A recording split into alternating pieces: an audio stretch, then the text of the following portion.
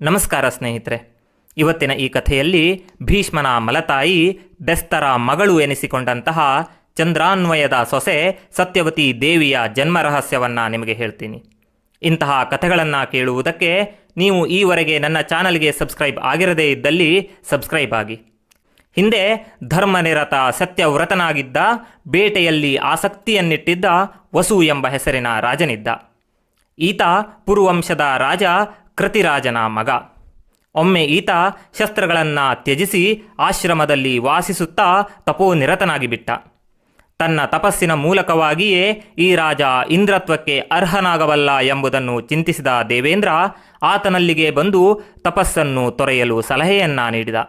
ದೇವೇಂದ್ರ ಆ ರಾಜನಲ್ಲಿ, ದೊರೆಯೇ, ನೀನು ಧರ್ಮವತ್ತಾಗಿ ರಾಜ್ಯವನ್ನು ಪರಿಪಾಲಿಸು. ಆ ಧರ್ಮ ಇಡೀ ಜಗತ್ತನ್ನೇ ಎತ್ತಿ ಹಿಡಿಯುತ್ತದೆ. ಧರ್ಮಯುಕ್ತನಾಗಿದ್ದರೆ ನೀನು ಈ ಲೋಕಗಳಲ್ಲಿಯೇ ಶಾಶ್ವತವಾದ ಪುಣ್ಯವನ್ನು ಪಡೆಯುವೆ. ಮಾತ್ರ ಅಲ್ಲ, ನೀನು ನನ್ನ ಅತ್ಯಂತ ಪ್ರಿಯ ಸಖನಾಗಿರು ಎಂದು ಹೇಳುತ್ತಾನೆ. ಅದಕ್ಕೆ ವಸುವು ಕೂಡ ಒಪ್ಪಿಕೊಳ್ತಾನೆ. ಇದರಿಂದ ಸಂತೋಷಗೊಂಡ ಇಂದ್ರ ಆ ರಾಜನಿಗೆ ಮಹಾಸ್ಫಟಿಕಗಳಿಂದ ಆವೃತ್ತವಾದಂತಹ ವಿಮಾನವನ್ನು ಉಡುಗೊರೆಯಾಗಿ ನೀಡ್ತಾನೆ. ಅಷ್ಟೇ ಅಲ್ಲದೆ ಬಾಡದೆ ಇರುವಂತಹ ಕಮಲಗಳಿಂದ ಉಂಟಾದ, ಸಂಗ್ರಾಮದಲ್ಲಿ ಶಸ್ತ್ರಗಳಿಂದ ರಕ್ಷಣೆಯನ್ನು ನೀಡುವಂತಹ ವೈಜಯಂತಿ ಅಥವಾ ಇಂದ್ರಮಾಲಾ ಎನ್ನುವ ಮಾಲೆಯನ್ನು ನೀಡ್ತಾನೆ. ಅಷ್ಟೇ ಅಲ್ಲದೆ ಈ ಭೂಮಿಯಲ್ಲಿಯೇ ಅತ್ಯಂತ ಶ್ರೀಮಂತವಾದ, ಧರ್ಮಶೀಲವಾದ, ಸಂಪದ್ಭರಿತವಾದ ಚೇದಿ ದೇಶವನ್ನು ಆಳು ಎಂದು ವಸುವಿಗೆ ಹೇಳುತ್ತಾನೆ. ಈ ರಾಜ ವಿಮಾನದಲ್ಲಿ ಸಂಚರಿಸುತ್ತಿರುವಾಗ ಅಪ್ಸರೆಯರು ಅವನನ್ನು ಉಪಚರಿಸುತ್ತಿದ್ದರು. ಆದ್ದರಿಂದ ಈತನ ಹೆಸರು ಉಪರಿಚರ ಎಂದಾಯಿತು.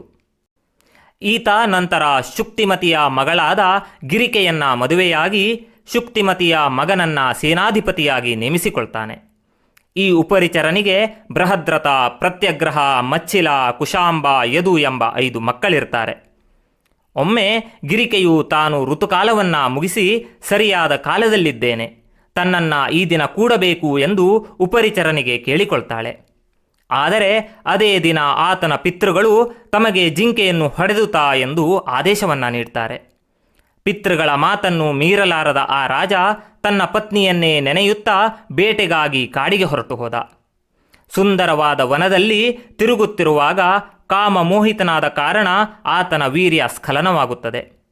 ಕೂಡಲೇ ಆ ರಾಜ ಅದನ್ನು ಒಂದು ಮರದ ಎಲೆಯಲ್ಲಿ ಹಿಡಿದು ತನ್ನ ಪತ್ನಿಯ ಋತುಕಾಲ ವ್ಯರ್ಥವಾಗಬಾರದು ಎಂಬುದನ್ನು ಚಿಂತಿಸಿ ಒಂದು ಗಿಡುಗವನ್ನು ಕರೆದು ಇದನ್ನು ತನ್ನ ಪತ್ನಿಗೆ ನೀಡಬೇಕೆಂದು ಆದೇಶವನ್ನು ನೀಡ್ತಾನೆ. ತಕ್ಷಣವೇ ಗಿಡುಗ ಅದನ್ನು ಹಿಡಿದು ಅರಮನೆಯತ್ತ ಹಾರುತ್ತದೆ. ಮಾರ್ಗ ಮಧ್ಯದಲ್ಲಿ ಇನ್ನೊಂದು ಗಿಡುಗ ಅದನ್ನು ನೋಡಿ ಮಾಂಸದ ತುಂಡೆಂದು ಭಾವಿಸಿ ಈ ಗಿಡುಗವನ್ನು ಆಕ್ರಮಿಸುತ್ತದೆ. ಈ ಗಿಡುಗಗಳ ಕಿತ್ತಾಟದಲ್ಲಿ ಆ ವೀರ್ಯ ಯಮುನಾ ನದಿಯಲ್ಲಿ ಬಿದ್ದು ಹೋಗುತ್ತದೆ. ಅಲ್ಲಿ ಆದ್ರಿಕಾ ಎಂಬ ಅಪ್ಸರೆ ಬ್ರಹ್ಮ ಶಾಪದಿಂದ ಮೀನಾಗಿ ಈಜುತ್ತಿರುತ್ತಾಳೆ. ನೀರಿನಲ್ಲಿ ಬಿದ್ದ ಆ ವೀರ್ಯವನ್ನು ಆಕೆ ನುಂಗಿಬಿಡ್ತಾಳೆ. 10 ತಿಂಗಳ ನಂತರ ಬೆಸ್ತರು ಆ ಮೀನನ್ನು ಹಿಡಿದು ನಂತರ ಅದನ್ನು ಕತ್ತರಿಸಿದಾಗ ಅಲ್ಲಿ ಒಂದು ಗಂಡು ಮತ್ತು ಒಂದು ಹೆಣ್ಣು ಅವಳಿ ಮನುಷ್ಯ ಮಗುವನ್ನು ಕಾಣ್ತಾರೆ. ಇದನ್ನು ನೋಡಿ ಆಶ್ಚರ್ಯಚಕಿತರಾದ ಆ ಬೆಸ್ತರು ಅದನ್ನು ತಂದು ಉಪರಿಚರನಿಗೆ ನೀಡುತ್ತಾರೆ.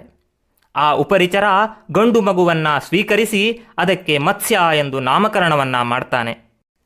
ಮೀನಿನ ವಾಸನೆಯಿಂದ ಕೂಡಿದ ಹೆಣ್ಣು ಮಗಳನ್ನು ಬೆಸ್ತರ ಒಡೆಯನಾದ ದಾಶನಿಗೆ ನೀಡ್ತಾನೆ. ಈಕೆ ನಿನ್ನ ಮಗಳಾಗಿ ನಿನ್ನಲ್ಲಿಯೇ ಇರಲಿ ಎಂದು ಹೇಳ್ತಾನೆ.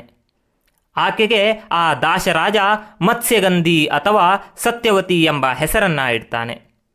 ಈ ಸತ್ಯವತಿ ಕೆಲ ಕಾಲದವರೆಗೆ ಬೆಸ್ತರ ಒಟ್ಟಿಗೆ ಜೀವನವನ್ನು ನಡೆಸ್ತಾಳೆ. ಒಮ್ಮೆ ಆಕೆ ದೋಣಿಯಲ್ಲಿ ಹೋಗುತ್ತಿರುವಾಗ ಮುನಿ ಪರಾಶರರು ಆಕೆಯನ್ನು ನೋಡ್ತಾರೆ. ಅತೀವ ರೂಪ ಸಂಪನ್ನೆಯಾಗಿದ್ದ ಆಕೆಯನ್ನು ಕಂಡು ಮೋಹಿತರಾಗ್ತಾರೆ. ಆಕೆಯನ್ನು ಒಪ್ಪಿಸಿ, ನೀನು ನನ್ನನ್ನು ಸೇರಿದ ನಂತರವೂ ಕನ್ಯೆಯಾಗಿ ಉಳಿಯುವೆ, ಮಾತ್ರವಲ್ಲ ನೀನು ನಿನಗೆ ಇಷ್ಟವಾದ ವರವೊಂದನ್ನು ಸಹ ಕೇಳಬಹುದು ಎಂದು ಹೇಳ್ತಾರೆ. ಇದರಿಂದ ಸಂತೋಷಗೊಂಡ ಸತ್ಯವತಿ ತನ್ನ ದೇಹ ಸುಗಂಧವನ್ನು ಹೊಂದಲಿ ಎಂದು ಅವರಲ್ಲಿ ಕೇಳಿಕೊಳ್ತಾಳೆ. ಪರಾಶರರು ಸಹ ಆಕೆಗೆ ಅದೇ ವರವನ್ನು ನೀಡ್ತಾರೆ. ಅಂದಿನಿಂದ ಆಕೆಯ ದೇಹದ ಸುಗಂಧ 1 ಯೋಜನದವರೆಗೂ ಪಸರಿಸುತ್ತಾ ಇತ್ತು. ಹೀಗಾಗಿ ಆಕೆ ಗಂಧವತಿ ಅಥವಾ ಯೋಜನಗಂಧಿ ಎಂಬ ಹೆಸರಿನಿಂದಲೂ ಸಹ ಕರೆಯಲ್ಪಟ್ಟಳು.